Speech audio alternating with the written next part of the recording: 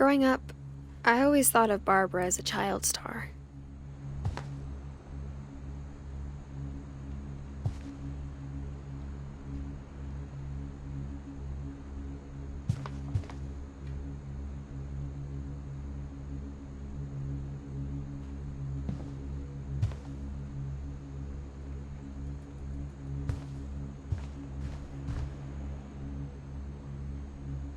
I never thought about how hard it must have been for her afterwards.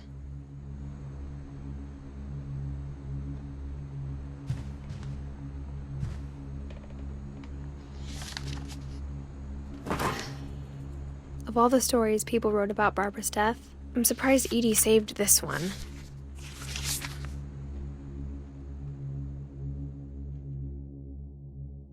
Old Jack here with another ghastly tale inspired by America's most unfortunate family. I'm calling it The Surprise Ending of Barbara Finch. As a child star, Barbara was famous for her scream. Now at 16, she was all washed up. A has-been. But in a lucky break, she'd been asked to perform her signature scream at a local convention for monster movie fans. It was just the boost her career needed. Unfortunately, her scream hadn't aged well. Getting better. I think you just need the right motivation. Her biggest fan and current boyfriend, Rick, was about to demonstrate when... Now that was a great scream. It was Barbara's father, Sven. He'd slipped into a table saw and had to be rushed to the emergency room. So Barbara got stuck babysitting her youngest brother, Walter. Her convention comeback was cancelled. Okay, I'm hearing frustration, but I'm not hearing terror. What if I tried... A gang of hoodlums in Halloween masks have been terrorizing Orcas Island tonight. Police are urging residents to... That came from the basement. You're right! Also, I loved your delivery on that. Why is your basement door locked? Because my dad likes making puzzles and secret passages. There's a key hidden in the music box. The secret is to keep winding and winding until finally the key pops out. Thanks, babe. I'll be back in a sec. 20 minutes later, Rick hadn't returned. So Barbara went to look for him, right on cue. She reached for the music box. And as she wound the key, she listened for Rick, but the house was silent.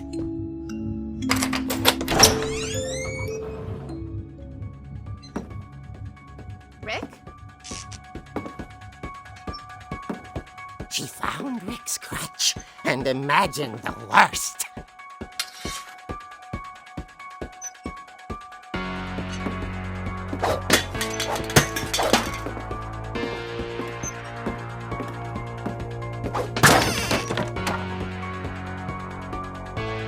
The gang's leader is the infamous Hookman killer, Dr. Carl Hamill, who impaled and then ate his family 10 years ago tonight.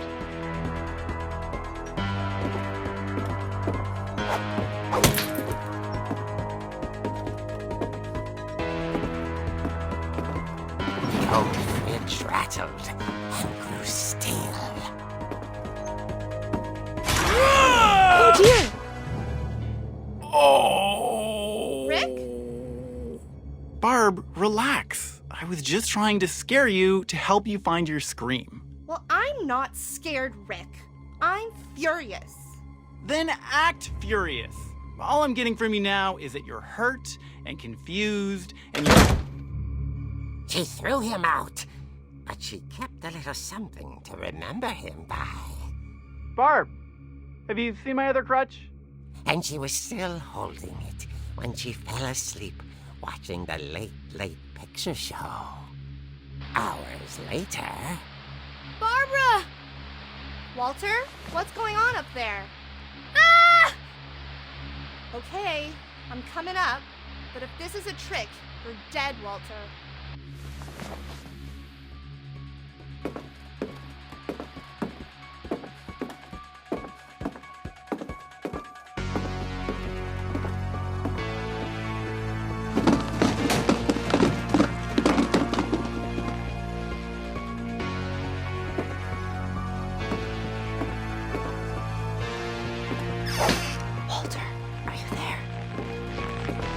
Walter had vanished, but his bedside radio was still on.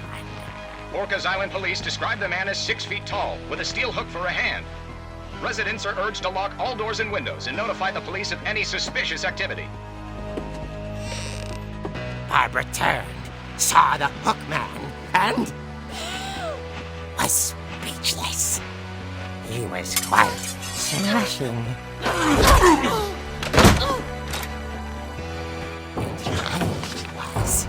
He couldn't get enough of Barbara.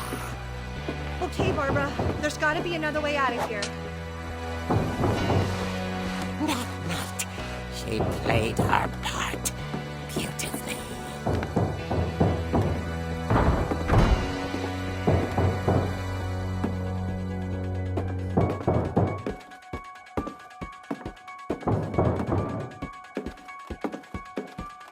Molly's door hadn't been opened in years. The hinges groaned.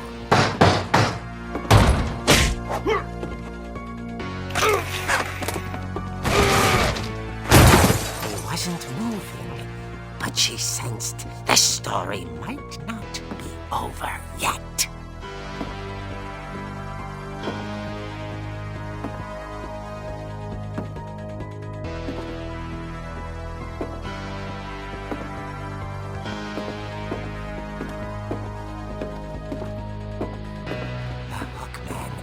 Vanished.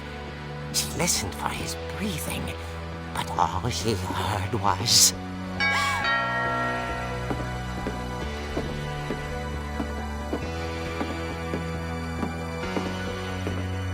At the door, she heard whispering.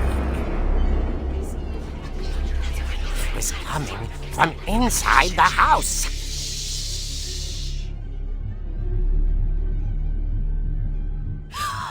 Oh dear. The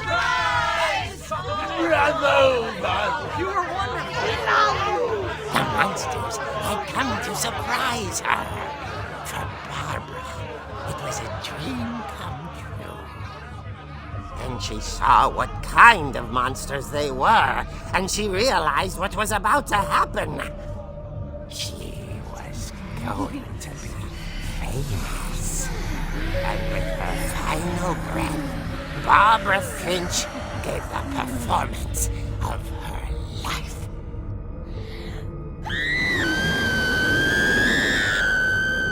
I wasn't there myself, but I hear Barbara was magnificent. Poor girl. She had a taste for stardom. But unfortunately, so did her fans. Of course, the police blamed it all on poor Rick, who disappeared the same night. And little Walter, hiding under his bed the whole time. He took it all pretty hard, but that's another story. As for Barbara, tucked inside the music box was all they ever found of her. Her ear. Now that's what I call a real eerie tale.